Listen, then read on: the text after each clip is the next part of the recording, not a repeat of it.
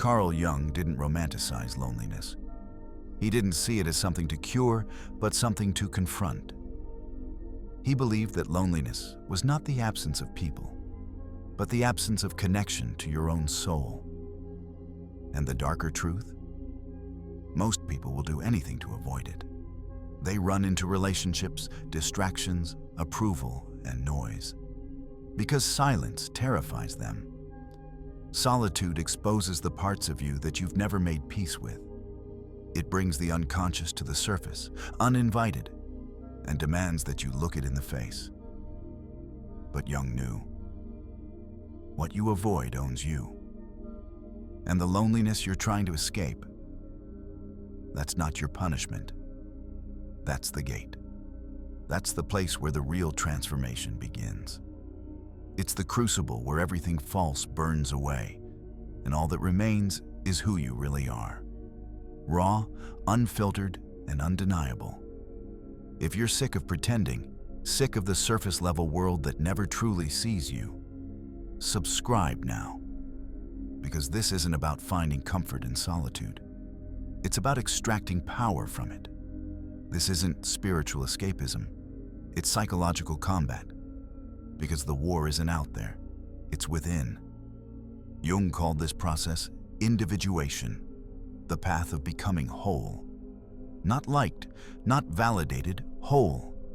And wholeness requires a break from the herd. It requires you to detach from the tribe, to walk away from the roles you've inherited, and to confront the terrifying silence of your own psyche. Most people can't do this. They talk about self-awareness, but run from self-confrontation. That's why loneliness hurts. Because it's not empty. It's full of every suppressed thought, every buried fear, every shadow you've tried to ignore. It's full of grief, regret, anger, unmet needs, all the things you were never allowed to feel out loud. But here's the paradox.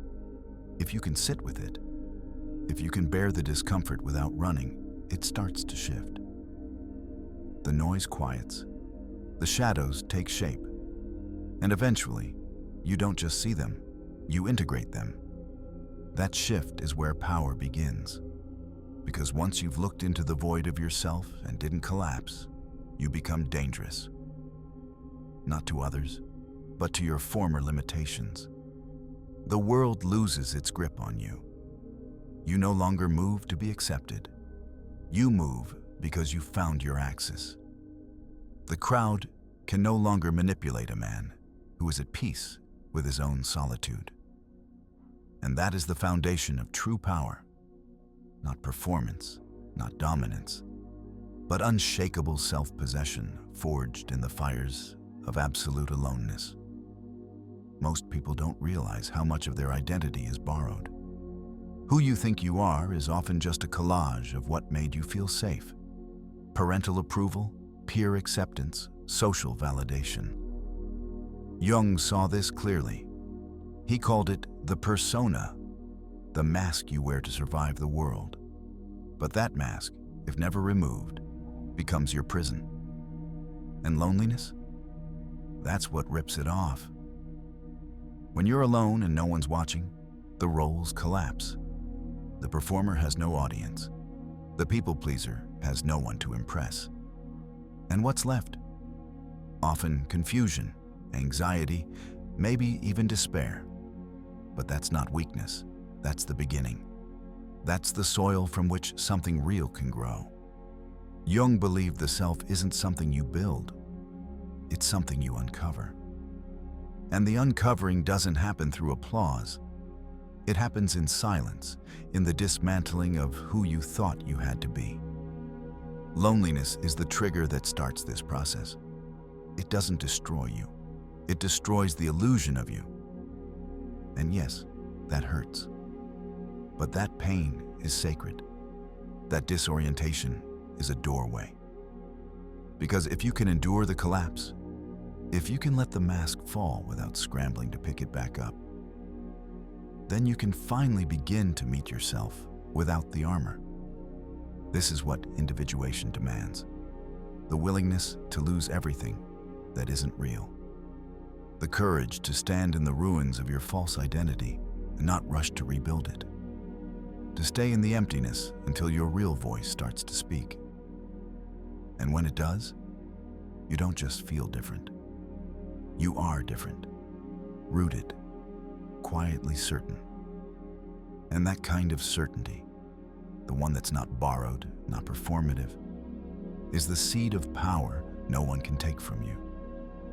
When you are alone, you see the truth, not the truth others gave you, not the script you've been following, your truth. And at first, it's uncomfortable because it reveals how much of your life has been spent avoiding yourself.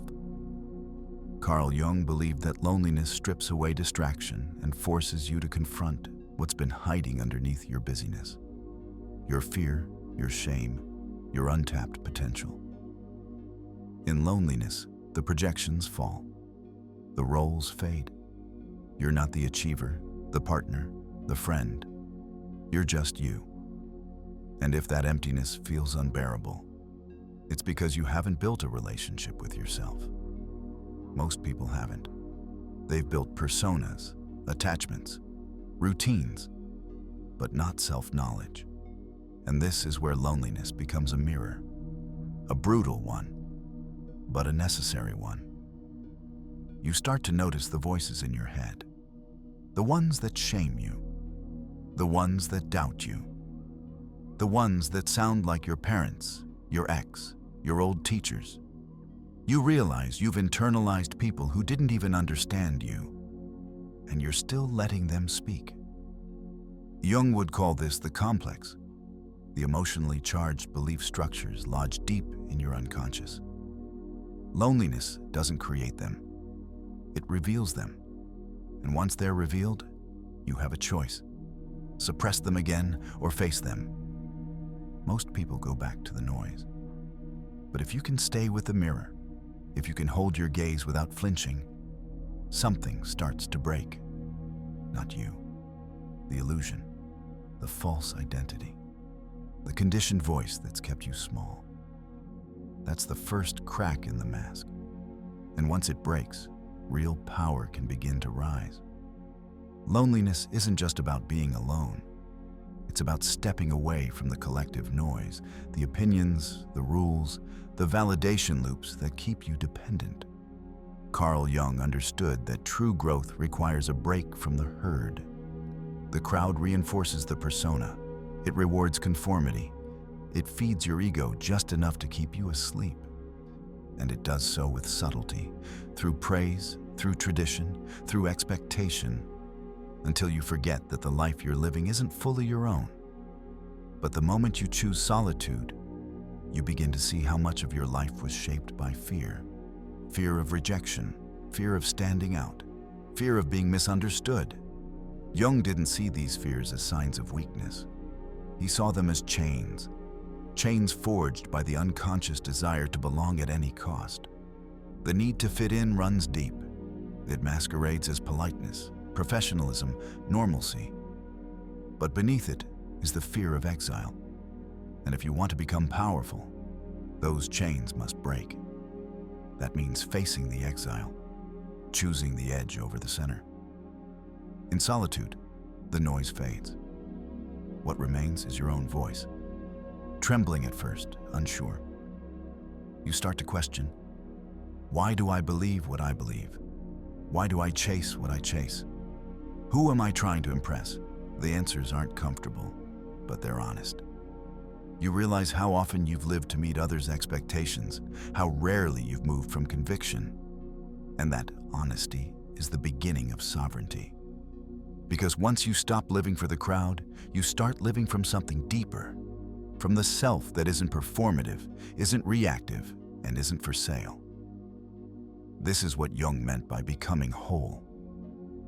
Not universally loved, not endlessly praised.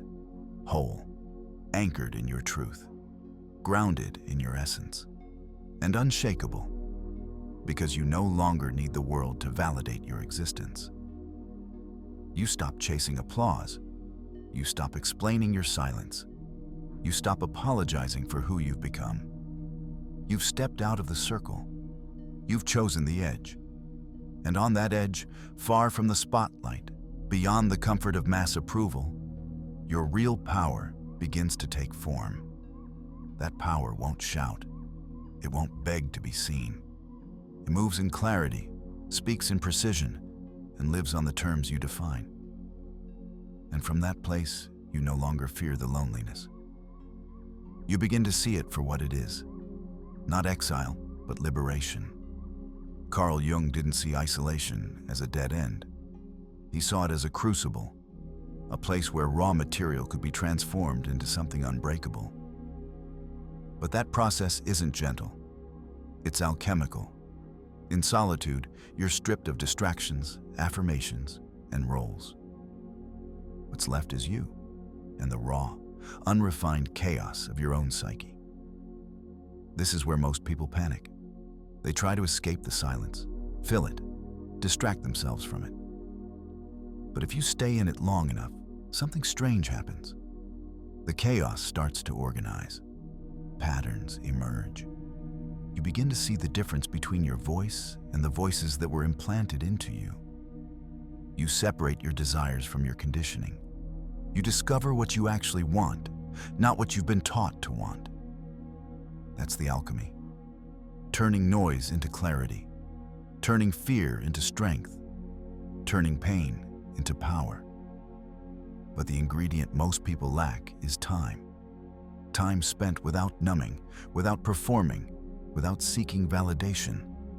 Jung knew that individuation demands solitude, because the self is not born in public, it's born in retreat.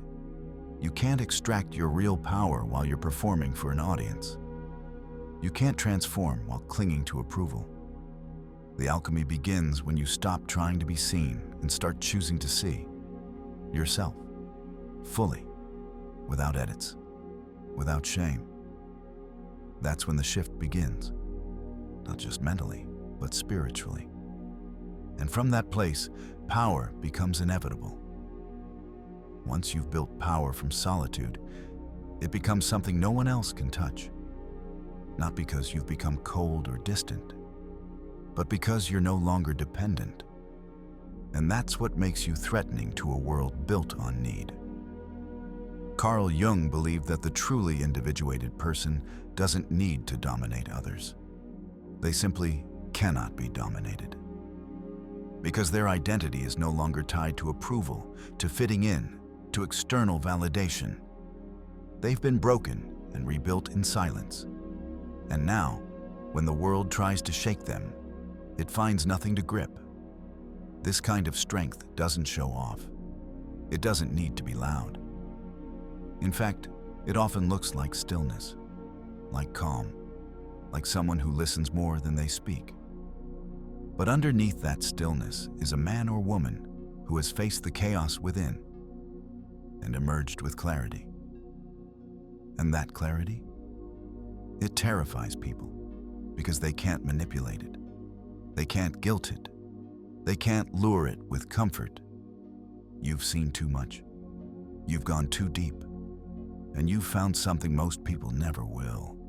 The ability to stand alone without falling apart. That's the gift of loneliness when used right. It doesn't just make you strong, it makes you untouchable. Most people can't sit in silence for 5 minutes without reaching for a distraction. That's not because they're weak. It's because silence reveals too much. Carl Jung saw this clearly. He said, "Your vision will become clear only when you can look into your own heart. Who looks outside dreams. Who looks inside awakes." But awakening is violent. It rips the comfort out from under you. And silence is the trigger. In the silence of loneliness, you start to hear everything you've ignored. The dreams you buried, the resentment you never voiced, the instincts you've numbed just to be liked. Most people call this overthinking. Jung called it shadow work. It's not about thinking more. It's about listening deeper, hearing what the noise always covered up. At first, the silence will feel like suffocation, like the walls are closing in. But that's not the silence crushing you. It's your resistance to what it's trying to show you. If you can surrender to it, the pressure shifts. It stops suffocating you. It starts sharpening you. Because silence is where the truth grows. It's where your inner voice stops whispering and starts commanding. You won't find this strength in crowds. You won't build it through affirmation. You build it alone, in the stillness that scares everyone else away. And when you emerge from that silence, still whole, still standing, you won't just feel powerful. You'll be unshakable. Because the person who's made peace with solitude no longer fears the absence of others. He becomes his own presence. There comes a point, after the silence, after the grief, after the ego fights its last war, where the loneliness doesn't feel like a curse anymore. It starts to feel like strength, not loud, not dramatic, quiet, focused, immovable. Carl Jung believed that once you've integrated your shadow, once you've faced every part of yourself that made you ashamed, afraid, or needy, you become whole. And from that wholeness, you begin to radiate something most people have never felt before: self-containment. Not the illusion of independence, but actual emotional sovereignty. You stop needing approval to exist. You stop reaching for the next distraction just to numb the weight of your thoughts. You stop fearing your own presence. That's the turning point. You realize that the silence is no longer punishing you, it's revealing you. The loneliness that once felt like exile begins to feel like a throne, not because you don't need people, but because you no longer depend on them to validate your worth. You're no longer chasing validation. You're no longer seeking company to avoid the heaviness inside your own mind. You're not anti-people. You're simply pro-truth. You can sit across from someone and connect with them without the hidden agenda of being seen. You can enjoy their presence without fearing their absence, because that void you used to dread is now filled with something unshakable: presence. And presence is power. When loneliness becomes strength, you don't walk into a room craving attention.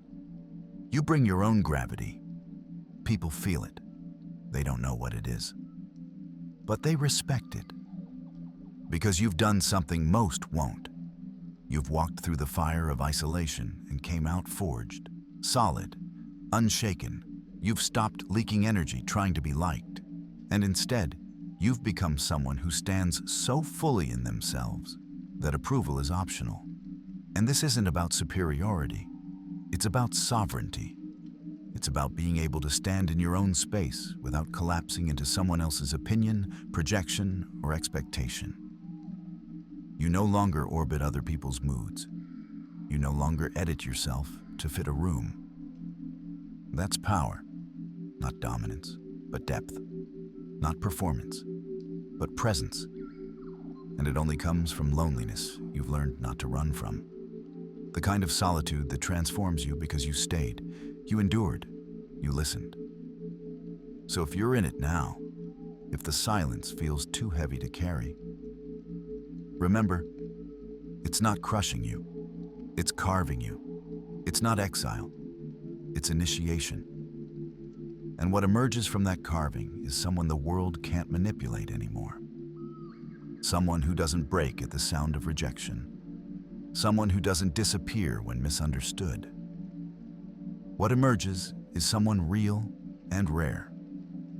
By now you've felt the loneliness, not the shallow kind that comes from a quiet night, but the soul-deep solitude that leaves no one else to blame and no more stories to hide behind.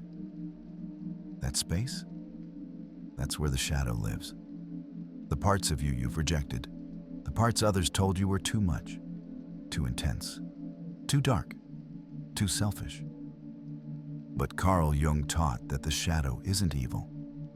It's just unclaimed power, energy that's been cast out of your awareness because it didn't fit the persona you were told to maintain. You don't eliminate the shadow, You integrate it. You study it. You form a relationship with it. And loneliness is what gives you the time and clarity to begin that work. In solitude, there's no audience to perform for, no external expectations to meet. When you sit with your darkness long enough without judging it, something profound happens. It starts to speak. It starts to reveal its intelligence. You see that your anger wasn't dysfunction, it was a signal. That your fear wasn't weakness, it was a warning. That your jealousy wasn't shameful, it was a compass pointing toward suppressed desire. None of it was wrong, it was just unconscious, and therefore uncontrollable. But once you become conscious of it, the game changes. You stop reacting. You start directing. You begin to make decisions from the whole self, not just the approved version.